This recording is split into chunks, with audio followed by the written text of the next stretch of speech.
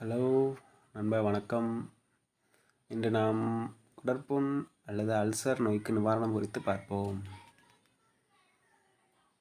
மணத்த தக்காளி கீரையை அடிக்கடி உணவில் சேர்த்து கொண்டால் வயிற்றுப்புண் மற்றும் அல்சர் விரைவில் குணமாகும். பச்சை வாழைப்பழத்தை தொடர்ந்து சாப்பிட்டு வந்தால் குடல்களில் பழுதுபட்ட மெல்லிய சவ்வு தோல்களை விரைவில் வளரச் செய்து புண்ணை ஆற்றிவிடும்.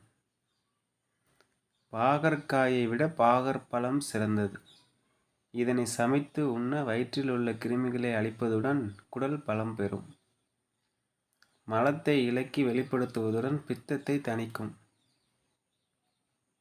தண்டு கீரையில் இரும்பு சத்தும் சுண்ணாம்பு சத்தும் மிகுந்துள்ளதால் உடல் குளிர்ச்சியடைந்து மூல நோய் மற்றும் குடல் புண் ஆறும்.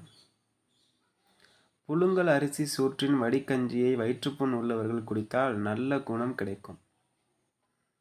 துளசி இலைச்சாற்றில் மாசிக்காயை நன்கு இழைத்து அந்த விழுதை இருவேளை சாப்பிட்டு வரவும்.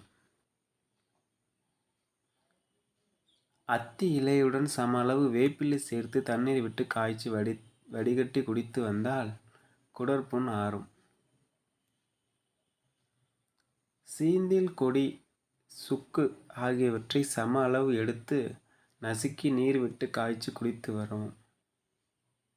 அத்தி மரப்பட்டை சாற்றுடன் சம அளவு பசும்பால் சேர்த்து சிறிதளவு கற்கண்டம் கூட்டி 100 மில்லி அளவு குடித்து வர வயிற்றுப்புண், வாய்ப்புண் குணமாகும். நன்றி.